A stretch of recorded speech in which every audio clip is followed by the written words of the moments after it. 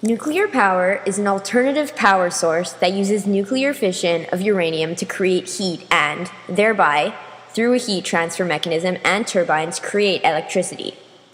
But how does this method work? For a nuclear reactor to create energy, it is necessary for nuclear fission to take place. This occurs when an atom is split into smaller particles and an enormous amount of energy is released in the process. Uranium is used as the fuel for the reaction.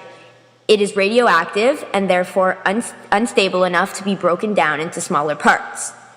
The uranium atom absorbs a neutron and splits it into two equal parts, and energy is created. The kinetic energy becomes heat energy as the particles slow down. And it is this heat energy which is used to produce electricity. The heat is moved through a transfer medium, such as water, and is used to turn water into steam. This steam turns a turbine, which is connected to a generator. As the turbine turns to the generator, it creates electricity, which is then transferred to the consumers. The history of nuclear energy. The idea of using the atom as a source of immense power first came to mind after 1932, when the English scientist James Chadwick first discovered the neutron. The neutron is the particle that holds the nucleus of an atom together. In the following years, Chadwick's research was expanded upon, and the neutron became an important tool in science. It was in 1938 that two German scientists, Otto Hahn and Fritz Strassmann, and the Austrian physicist Lise Meitner discovered that they could split the nucleus of a uranium atom by bombarding it with neutrons. They called this nuclear fission. Why uranium, you might ask? They chose to conduct their experiments on uranium because it's the most radioactive substance that can be found in nature, which means it is extremely unstable and can break from less force than the average element. When this uranium nucleus is split, it releases heat. Now, splitting single atoms of uranium releases a very small amount of heat, and it was only through Enrico Fermi of Italy's discovery in 1942 that allowed us to harness the true power of nuclear energy. What he found out was that when a uranium atom is split by a neutron, it releases even more neutrons around it. Then, these new neutrons split other atoms and the process repeats itself, causing a chain reaction that only ends when the sample of uranium is completely destroyed. Now, imagine that minute amount of heat created by one split atom multiplied by billions upon billions, and that is the foundation of nuclear power. Of course, like all scientific breakthroughs, governments around the world funded research on nuclear fission to make weapons, and thus the race for the bomb began. In the US, the government funded a program called the Manhattan Project, where a team of some of the most influential scientists, including Robert Oppenheimer and Albert Einstein, worked together to create the atom bomb. Einstein, however, left the project early on when he realized the disastrous potential of the A-bomb. In the end, the United States were the first to create the bomb in 1945 that won them the war after bombing two Japanese cities, Hiroshima and Nagasaki. In 1953, the first nuclear power plant was created in Idaho, and after, countries began to build nuclear power plants around the world. In April 2006, 1986, the first major nuclear power plant disaster happened in Chernobyl, Ukraine. When part of the main reactor at the plant exploded, 31 workers died and a giant radioactive cloud was released into the atmosphere. Even today, it's dangerous to visit Chernobyl because the whole city is still extremely radioactive. It was this catastrophe that prompted governments around the world to establish safety regulations for all nuclear power plants. The most recent nuclear disaster was March 11, 2011 in Fukushima, Japan, where after an earthquake and tsunami, the nuclear waste cooling system failed and a large amount of radiation escaped. And that just about sums up the history of nuclear power.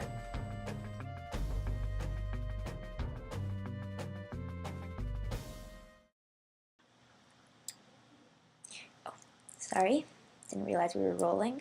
Hello, I'm here at the Great Niagara Falls for a little vacation, and we'll be discussing today the negative aspects of nuclear energy. So a big subject that comes to mind here is the big Fukushima nuclear disaster that happened in 2011 in Japan.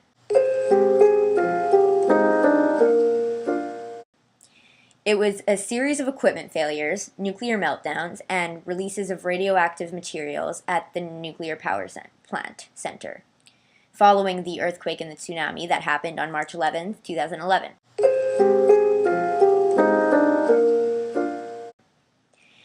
This was the largest nuclear disaster since the Chernobyl disaster of 1986, and only the second disaster, the other one being the Chernobyl, to measure level 7 on the International Nuclear Event Scale.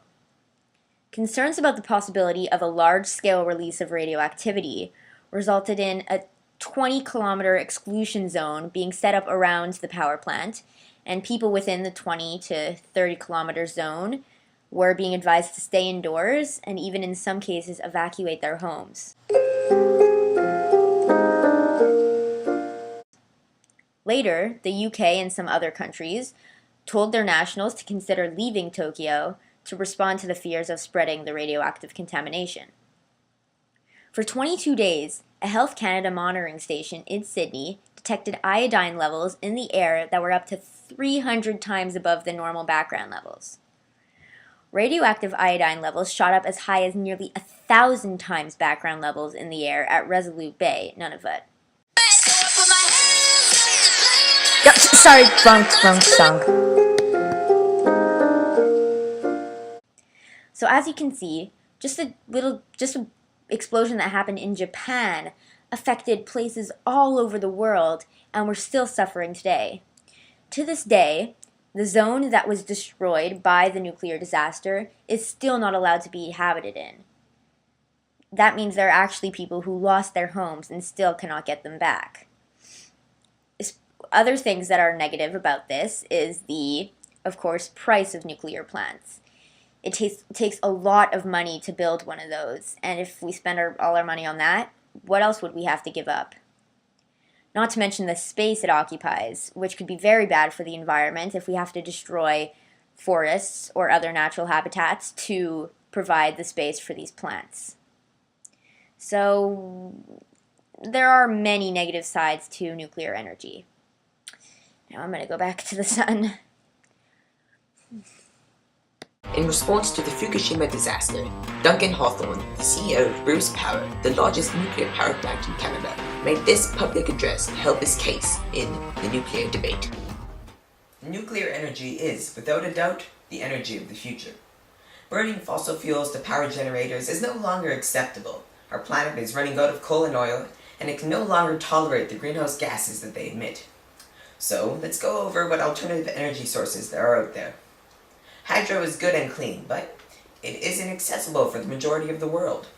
Solar energy doesn't generate enough electricity to power countries, and it doesn't work half the day. Wind energy is unreliable, which brings us down to one last major option: nuclear. Nuclear energy is clean, can be used worldwide, and it's extremely effective. Nuclear fission is a process that has no emissions other than heat, so it has no effect on our environment. Also, the nuclear fission process unleashes an amount of energy unparalleled by hydro, solar, wind, or even fossil fuels.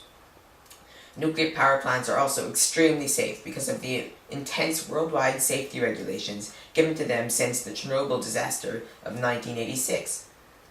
For example, all nuclear power plants are programmed so that if the temperature in the generators rise the slightest degree over the norm, the whole system shuts down. I'll admit that what happened at the nuclear power plant in Fukushima, Japan was a disaster, but not many structures can withstand a 9-magnitude earthquake followed by a tsunami. Talking about disasters, let's look at what has happened related to other forms of energy. Coal mining is one of the most dangerous jobs out there because of how frequent mining accidents are, not to mention the irreparable damage the coal itself does to the miner's lungs.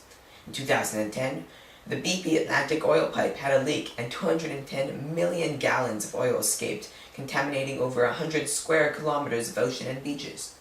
This catastrophe completely decimated marine ecosystems, and this spill, although the largest, was not the first. The building of hydro dams alone can be considered disastrous because of the flooding it causes, forcing communities out of their riverside towns. In comparison, this makes nuclear energy not look so bad. The era of fossil fuels is over, and it's time for us to go nuclear.